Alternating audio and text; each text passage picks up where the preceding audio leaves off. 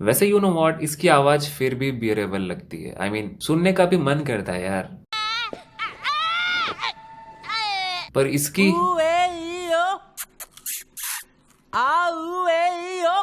अरे बाप रे, कसम से मन करता है ना। चलो जो भी हो, सब्सक्राइब कर देना चैनल को। और हाँ, तुम लोग ये बार बार पूछते रहते हो कि वीडियो कब आएगी। बता दिया यार, थर्सडे, फ्राइडे एंड सैटरडे, इन 3 दिनों को वीडियो आएगी हर वीक। क्योंकि बाकी के दिन मुझे एडिटिंग और स्क्रिप्टिंग में टाइम लगता है यार। अकेला बंदा हूं ना, क्या कर सकता हूँ। तो ठीक है भाई, मिलते हैं फिर। इस एपिसोड के स्टार्ट में हम डोमैस्क के पास्ट को देखते हैं, जब किंग बोस्से ने उसे बोजी के स्वॉर्ड्समैनशिप के लिए अपॉइंट किया था। वो इस बात को लेकर बहुत एक्साइटेड था और उसका स्वॉर्ड फाइटिंग स्टाइल बोस्से के स्टाइल से मैच करता था। यानी कि इस फाइटिंग स्टाइल की एक खासियत है कि तुम्हें फाइट करना होता है, वो भी बिना रिट्रीट किए। इसलिए वो उसकी ट्रेनिंग स्टार्ट कर देता है। बोजी बहुत मेहनत करता है और दूसरी ओर क्वीन हिलिंग डोमैस्क को सिखाती है कि बोजी से कैसे बात करना है, यानी कि साइन लैंग्वेज में। और वो उसे साइन लैंग्वेज में बात करके बोजी को सरप्राइज कर देता है और वो बोजी से प्रॉमिस करता है कि वो उसे प्रोटेक्ट करेगा हमेशा। जिसके बाद हम प्रेजेंट में लौट आते हैं। हमें पता चलता है कि उनके टाउन में जज आया हुआ है, जो कि रैंकिंग कम्युनिटी का होता है। मतलब जो कि किंग बोस्से की डेथ हो चुकी है, तो वो नए किंग की रैंक डिसाइड करने के लिए आया है। वो जज आकर अपीस से मिलता है और वो कहता है कि पहले के दिन याद है। मतलब वो कहता है कि अगर ये रैंकिंग स्ट्रेंथ के बेसिस पर होता तो किंग बोस्से फर्स्ट रैंक पर होता।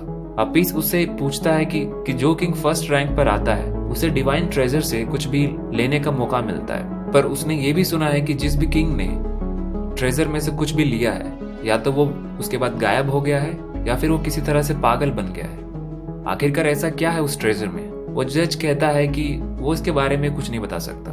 जिसके बाद कि हम डायडा को देखते हैं और वो उस मैजिक मिरर से बात कर रहा होता है। और वो मैजिक मिरर कहती है कि अगर किसी तरह से बोजी की तरफ लोग हो गए तो आगे चल के उन्हें काफी तकलीफ होगी, यानी काफी सारी परेशानियों का सामना करना पड़ेगा। इसीलिए उन्हें बोजी को रास्ते से हटा देना चाहिए, यानी कि ऑब्वियसली उसे मार देना चाहिए। और हमें पता चलता है कि उसने, यानी कि डायडा ने ऐसा करने के लिए किसी को ऑर्डर दे दिया है, यानी कि बोजी को मारने के लिए। और वो मिरर डायडा को कहता है उसे अपने पापा की पावर को हासिल करना होगा स्ट्रांग बनने के लिए, यानी कि किंग बोस्से की पावर को। वो कहता है कि वो अपने दम पर रैंक 1 में आना चाहता है। और वो जिसके बाद एक मे बी मॉन्स्टर से लड़ता है और वो उसमें हार जाता है। और वो जज कहता है कि उसकी रैंकिंग 90th है और ये सुनने के बाद उसे अच्छा नहीं लगता। और दूसरी ओर हम उन तीनों को देखते हैं और वो लोग अपनी जर्नी पर होते हैं और बोजी भी उसे काफी एंजॉय कर रहा होता है।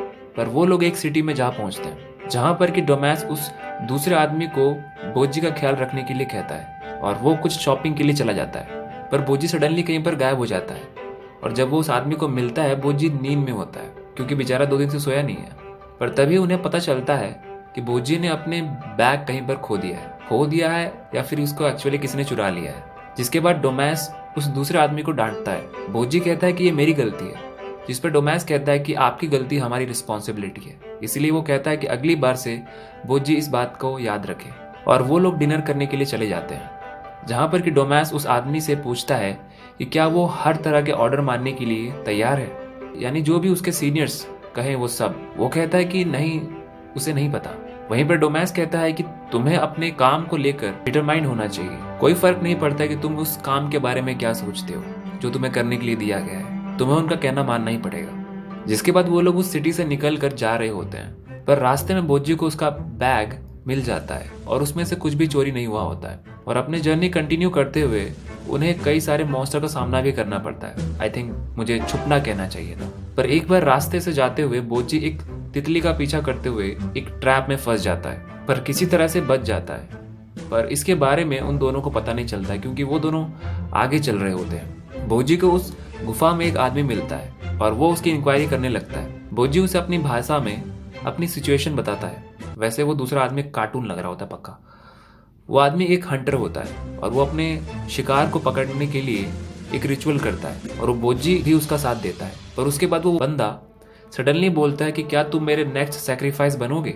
ये सुनने के बाद बोजी वहां से खिसक लेता है और वो जाकर उन दोनों से मिल जाता है, यानी कि डोमैस्क और वो दूसरे आदमी से। और वो लोग एक जगह पर रात स्पेंड करते हैं जहां पर कि बोजी अपना फूड खाने ही वाला होता है कि उस पर कोई अटैक करता है और वो लोग चौकन्ने हो जाते हैं, पर वहां पर कोई भी नहीं होता और वो खाना जो कि नीचे गिर गया होता है एक फॉक्स की फैमिली खा लेती है। डोमैस को लगता है कि ये शायद बेबिन ने किया होगा क्योंकि वो वेपन्स उसी के होते हैं, पर उसे वहां पर कोई भी नहीं दिखता। जिसके बाद अगले दिन हमें पता चलता है कि वो फॉक्स की फैमिली मर चुकी है, यानी कि शायद उस खाने में या फिर उस वेपन में पॉइजन था जिससे कि वो मर गए। और उसके बाद वो अपने अगले सिटी पहुंचते हैं और उस सिटी में एक गेट होता है जिसे कि वो लोग गेट ऑफ हेल कहते हैं और वो सीधे जाकर अंडरवर्ल्ड से मिलता है। डोमैस उस दूसरे आदमी को उनके लिए एक रूम ढूंढने के लिए भेजता है और वो बोजी को वो गेट दिखाने के लिए ले जाता है। बोजी को उस गेट के पास जाने से डर लगता है क्योंकि वहां से आग निकल रही होती है और वो काफी गहरा भी होता है, पर डोमैस कहता है कि कुछ भी नहीं होगा और वो बोजी को थोड़ा एज पर आने के लिए कहता है। जिसके बाद डोमैस